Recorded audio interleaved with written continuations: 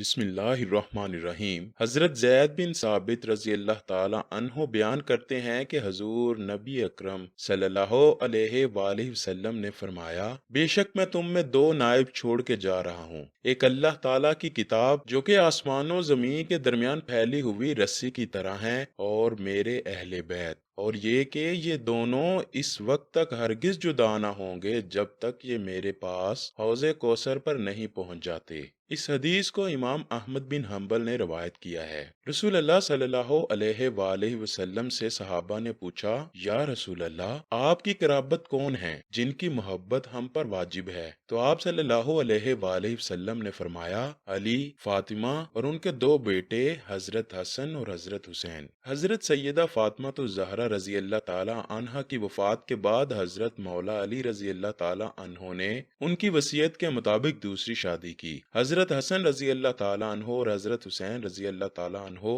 और हजरत जैनब रजी अल्लाह ताला अन्हा अभी छोटे थे। आपने सैयदना अकील रजी अल्लाह ताला अन्हो को रिश्ता देखने के लिए कहा तो कबीला बनु कलाब का इंतखाब हुआ। हजरत सैयदना अली रजी अल्लाह ताला अन्हो की ख्वाहिश थी कि कोई ऐसी खतून हो जो शुजाअत, सखावत और हिसार की खसूसियात से माला माल हो। बनु कलाब की खतून हजरत फातिमा बिनते हजम के घर रिश्ता भेजा तो सरदार हजम अपनी बीवी के पास गए और पूछा, हजरत अली रजी अल्लाह ताला अन्हो का बेटी फातिमा के लिए रिश्ता आया है, क्या आपने अपनी बेटी की ऐसी तरबियत की है जो नबी के खानदान में ब्याही जा सके?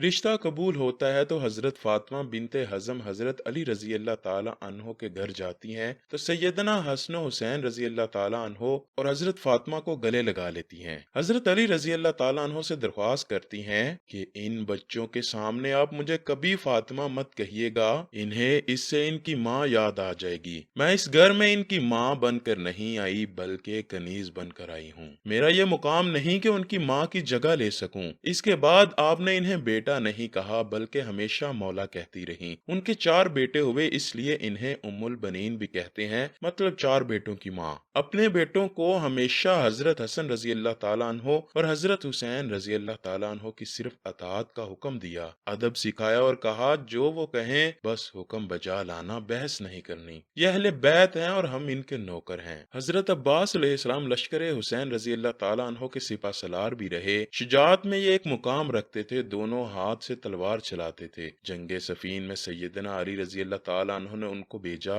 तो मोहम्मद बिन हनफिया रहमतुल्लाह अलैह लिखते हैं, मौला आप सिर्फ अब्बास को क्यों आगे भेजते हैं? तो सैयदना अब्बास कहने लगे, हसन हुसैन रजी अल्लाह ताला अन्हो मेरे अब्बा की आंखें हैं और मैं उनका बाजू, और बाजू हमेशा आंखों की हिफाजत करते हैं। हालांकि उम्र में हजरत हसन रजी अल्लाह ताला अन्हो और हजरत हुसैन रजी अल्लाह ताला अन्हो से छोटे थे। माँ की तरबियत हर मुकाम पर झलकती है। वाक़या करबला जब एक एक करके लश्कर हुसैन रजी अल्लाह ताला अन्हो के सिपाही शहीद होते हैं तो सैयदना अब्बास रजी अल्लाह ताला अन्हो ने मौला हुसैन अलैहिस्सलाम से दरख्वास्त की कि मुझे जाने दें। सैयदना हुसैन अलैहिस्सलाम उनसे तलवार ले लेते हैं कि बस अब्बास पानी ले आओ। अब पानी लेने जाते हैं तो यजीदी लश्कर उन पर हमला कर देता है। दोनों बाजू काट दिए जाते हैं और वही जिन्होंने हजरत हुसैन रजी अल्लाह ताला अन्हो की हिफाजत करनी थी, घुटने में तीर लगता है। हजरत हुसैन अली मुकाम रजी अल्लाह ताला अन्हो की आंखें भर आती हैं। सैयदना अब्बास रजी अल्लाह ताला अन्हो मौला हुसैन रजी अल्लाह ताला अन्हो से दरख्वास्त करते हैं कि मेरे घुटने से तीर निकाल दें और कहते हैं, मौला मेरी वालिदा से कह दीजिएगा कि अब्बास के दोनों बाजू नहीं थे, इसलिए सिर्फ आपको तीर निकालने का कहा। ये वो अदब था, वो इताअत थी जो सैयदा उम्मुल बनीन की तरबियत थी, जिन्होंने सारी जिंदगी नबी के उस घराने की कनीज बनकर गुजार दी।